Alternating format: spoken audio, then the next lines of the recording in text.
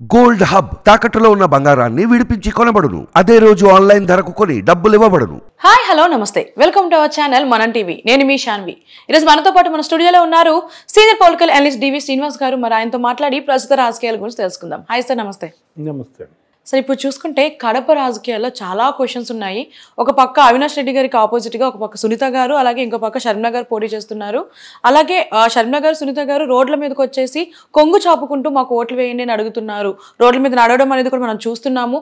అలాగే వాళ్ళు ఎక్కడ సభలు పెట్టినా సరే అల్లర్లు ఇవి ఎక్కువగా కనిపిస్తున్నాయి. ఇవి చూడలేకనే విజయమ్మ గారు అమెరికా వెళ్ళిపోయారు అని చెప్పి కూడా అంటున్నారు. దీనికి ఏం చెప్తారు?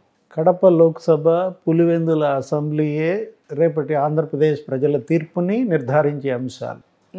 ఆ రెండు అక్కడ కేవలం ఆ స్థానిక ఎన్నికలనే కాదు, మొత్తం రాష్ట్ర వ్యాప్త ఎన్నికల్ని ప్రభావితం చేస్తున్నాయి.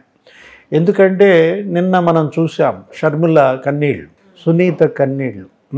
ఏ విధంగా వాళ్ళ సభల్లో అల్లర్లు, కొంతమంది అరాచక శక్తులు, రౌడీ మూకలు వాళ్ళని ఆ బస్సు యాత్ర దగ్గర, లేకపోతే జై జగన్ అనే నినాదాలు మనం చూసిన దీంట్లో షర్మిల బరస్ట్ అవుతారు. ఏది ఒకవైపు పులి బిడ్డని గర్జిస్తూనే ఉంది, నేను రాజశేఖర రెడ్డి బిడ్డని అని సవాల్ చేస్తోంది. కానీ మరి ఆడ బిడ్డగా కన్నీళ్లు వచ్చేస్తున్నాయి. ఎందుకని ఈ పరిస్థితి ఆమె ఊహించలేదు. ఏది రాజశేఖర్ రెడ్డి కూతురికి వాళ్ళ కన్నీళ్లు పెట్టుకునే పరిస్థితి, కొంగు చాచి ఓట్లు అడిగే పరిస్థితి. అంటే భిక్ష, ఓట్ల భిక్ష కోరుతోందన్నమాట. ధర్మ భిక్ష కోరుతున్నారు. ధర్మం చేయమంటున్నాను ఏదో అంటారు చూసావా, బాబు ధర్మం చేయండి, అమ్మ ధర్మం చేయండి అన్నట్టుగా వీళ్ళు ఓట్లని ధర్మం చేయమంటున్నారు. అంటే న్యాయం చేయండి అని కోర్టుల చుట్టూతా తిరిగారు, న్యాయస్థానాల చుట్టూతా తిరిగారు. హంతకులకు శిక్ష పడే పరిస్థితి కనపట్లేదు. న్యాయస్థానాల్లో వివేకానంద రెడ్డి హంతకులకు శిక్ష పడలేదు కాబట్టి ప్రజా కోర్టుకి వచ్చారు. ప్రజలే అంతిమ నిర్ణేతలంటూ మీరే చెయ్యండి. ధర్మాన్ని నిలబెడతారా, అధర్మం వైపు ఉంటారా, హంతకుల పార్టీకి ఓటేస్తారా, బాధితుల పార్టీకి ఓటేస్తారా అని ఆమె సవాల్ చేస్తోంది, అడుగుతోంది అనమాట. ఇక్కడేమో కొంగు చాచి ఓట్లు అడగటం, అక్కడేమో గొడ్డలి భయం. ఏది అటు గొడ్డలి భయానికి ఓటేస్తారా, ఇటు వీళ్ళ యొక్క కన్నీళ్ళకి కరిగిపోయి ఓట్లేస్తారా? ఈ కొంగు చాచి అడగడాన్ని మనం ఏ విధంగా చూడవచ్చు? అంటే జగన్ గారిని ఓడించమనా, లేదంటే ఆవిడ పార్టీని గెలిపించమని అడుగుతున్నారు? రెండు. ఏది హంతకుడు పార్లమెంట్కి వెళ్ళటానికి వీల్లేదు. అవినాష్ రెడ్డి హంతకుడిగా సిబిఐ నిర్ధారించింది. గూగుల్ టేక్అవుట్లు అవే చెప్పాయి. హంతకులు హత్యకు ముందు ఆ ఇంట్లో ఉన్నారు, హత్య తర్వాత ఆ ఇంటికే చేరారు. గూగుల్ టేక్అవుట్ అది చెప్పింది. సిబిఐ ఛార్జ్షీట్లో ఈయన ఏ8 ముద్దాయి. వివేకానంద రెడ్డి చనిపోలేదు, వివేకానంద రెడ్డిని చంపేశారు. చంపేసిన వాళ్ళకి ఈయన టికెట్ ఇచ్చాడు జగనన్న. చిన్నాన్న హంతకులను జగనన్న కాపాడుతున్నాడని ఇంటింటికి తిరిగి చెప్తున్నారు, కన్నీళ్లు పెట్టుకుంటున్నారు. అది చూడలేక విజయమ్మ అమెరికా వెళ్ళిపోయింది. ఏది ఇక్కడ అన్న ఒకవైపు, చెల్లి ఒకవైపు, మరి నలిగిపోయే పరిస్థితి. తల్లి మనసు కదా, మనం చూసాం. ఏది ఆయన అభ్యర్థుల లిస్టు వదిలాడు. ఎవరు? జగన్మోహన్ రెడ్డి, వైఎస్ఆర్ కాంగ్రెస్ పార్టీ 175 అభ్యర్థుల లిస్టు వదులుతూ తల్లిని రమ్మన్నాడు. మరి భయంతో వచ్చిందో ప్రేమతో వచ్చింది. జగన్మోహన్ రెడ్డికి ముద్దు పెట్టింది. ఆ లిస్టు రిలీజ్ చేసేటప్పుడు పక్కన ఉంది. సేమ్ సీన్ కట్ చేస్తే మరుసటి రోజు ఎవరు పిలిచారు? కూతురు పిలిచింది. ఇడుపులపై ఘాట్కి వెళ్ళింది, ప్రార్థన చేసింది, ఆశీస్సులు ఇచ్చింది. ఇది మా కుటుంబానికి అగ్ని పరీక్ష అని కూడా అంది. భగవంతుడు నా కూతురు షర్మిలకి న్యాయం చేయాలి, గెలిపించాలన్నట్టుగానే ప్రార్థనలు చేసింది. ఇక్కడ ఉంటే అటు జగన్మోహన్ రెడ్డి భయం, ఇటు షర్మిల యొక్క ప్రేమ, వీటి మధ్య తను ఉండలేక అమెరికా పోవటం. అక్కడ మనవడు ఉన్నాడు కదా, ఎవరు మొన్న పెళ్లి కొడుకు రాజారెడ్డి, మరి అక్కడికి వెళ్ళి మరి ఆ కొత్త జంట వాళ్ళ దగ్గర ఉండటానికి వెళ్తుందో ఏదో. మొత్తానికి విజయమ్మ పరిస్థితి ఒక కంట నీరు, ఒక కంట మరి ఆనందం. ఇప్పుడు ప్రజలు ఇవాళ నిర్ణయించాలి. ఏది తీర్పు ప్రజలు ఇవ్వాలి. జగన్మోహన్ రెడ్డి వైపు మొగ్గుతారా, షర్మిల వైపు మొగ్గుతారా? ఇష్యూ ఏంటి, అజెండా ఏంటి? వివేకానంద రెడ్డి హత్య. వివేకానంద రెడ్డి చివరి కోరిక షర్మిలను ఎంపీగా గెలిపించటం. ఈ హత్య జరిగింది కూడా దానికే. ఏది వివేకానంద రెడ్డి హత్య కడప లోక్సభ సీటే దానికి కారణమని సిబిఐ ఛార్జ్షీట్లో చెప్పింది అనమాట.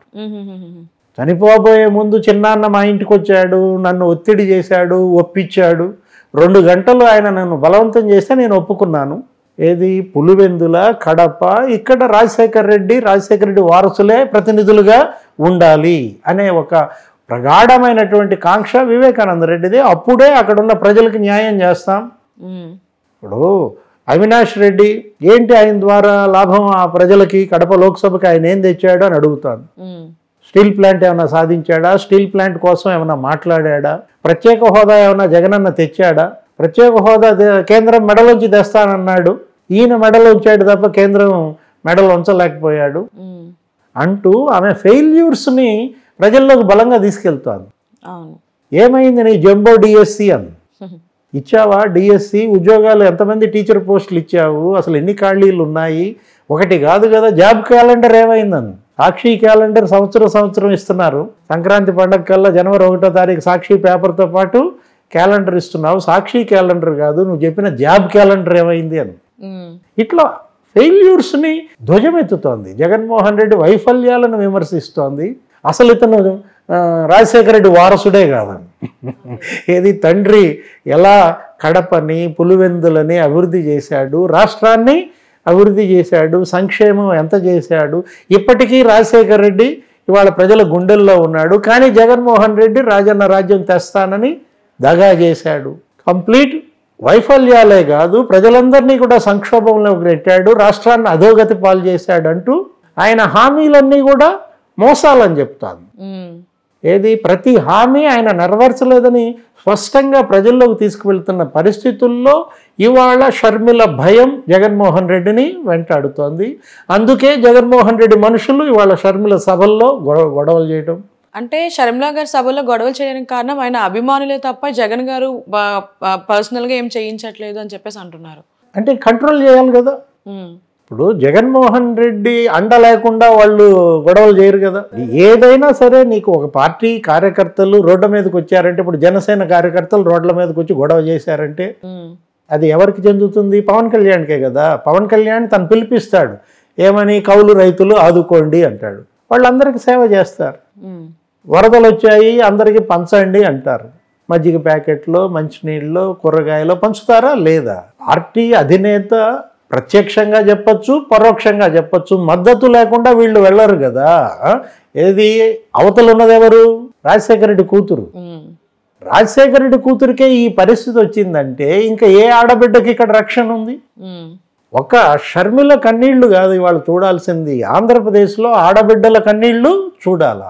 ఇప్పుడు మహిళలంతా ఎక్కడ షర్మిల కన్నీళ్లకి కరిగి ఓట్లు టేస్తారో అని రేపు ఆయన భార్యను దించుతున్నారని కూడా మనం ప్రచారం చూస్తున్నాం. భారతిరెడ్డి గారు రేపు 25వ తారీఖు జగన్మోహన్ రెడ్డి నామినేషన్ ఫైల్ చేసిన దగ్గర నుంచి ఆమె అక్కడే వారం రోజులు మకాం వేస్తారని, ఇంటింటికి కూడా ఆమె కూడా తిరిగి తన భర్తని గెలిపించమని, లేదు తన బావమరిది ఎవరు మరిది మేనమామ కొడుకు అవినాష్ రెడ్డిని గెలిపించమని భారతీయే ఇప్పుడు అక్కడ క్యాంపెయిన్ వైఎస్ఆర్ కాంగ్రెస్ పార్టీ రథసారథి కాబోతుంది. అంటే సవాళ్ళు ఇప్పుడు ఎవరి మధ్య? వదిన మరదళ్ళ సవాల్. ఇప్పుడు మరదళ్ళు ఇద్దరు ఇవాళ తిరగబట్టు.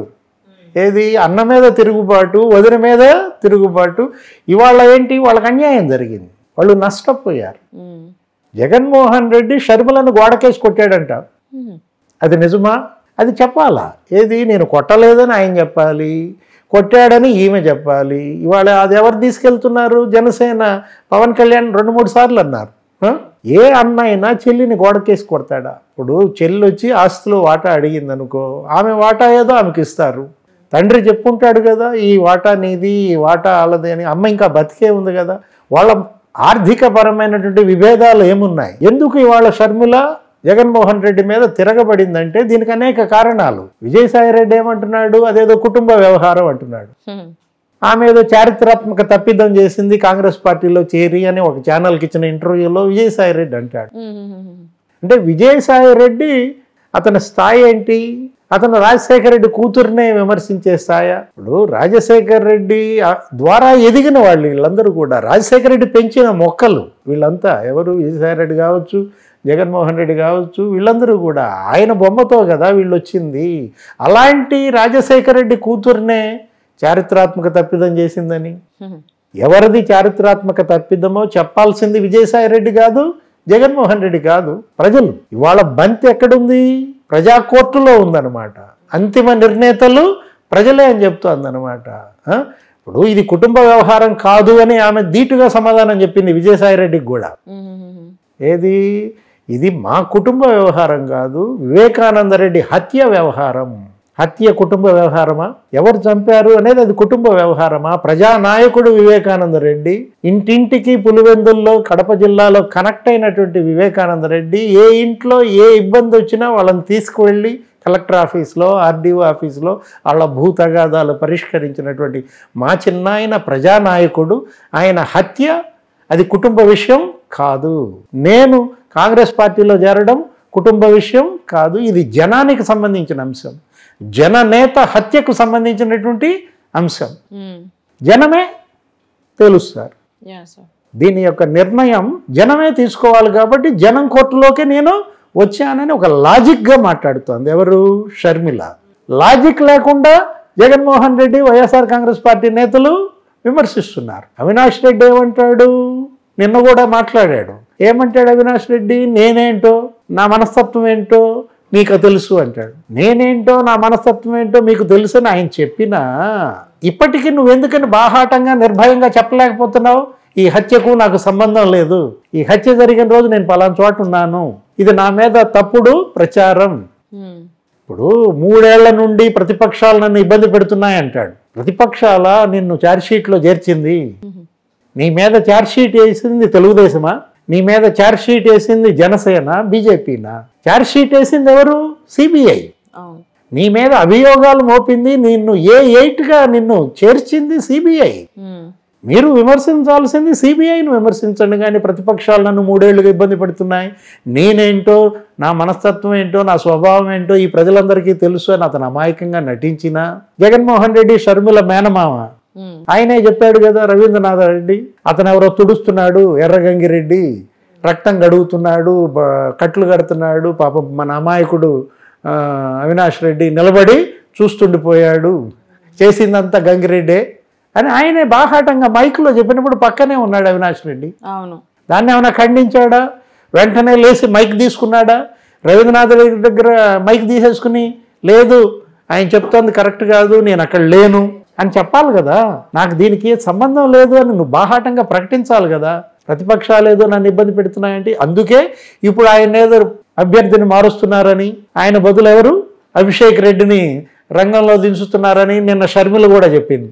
ఏమని? నేను గెలిచాను, హంతకుడిని మారుస్తున్నాడు అంటే అర్థం అతను హంతకుడు అని జగన్మోహన్ రెడ్డి ఒప్పుకున్నట్టే కదా అని చెల్లె అంటోంది. కడప ప్రజలు, పులివెందుల ఓటర్లు ఇవాళ వాళ్ళే డెసిషన్ మేకర్స్, డిసైడింగ్ ఫ్యాక్టర్.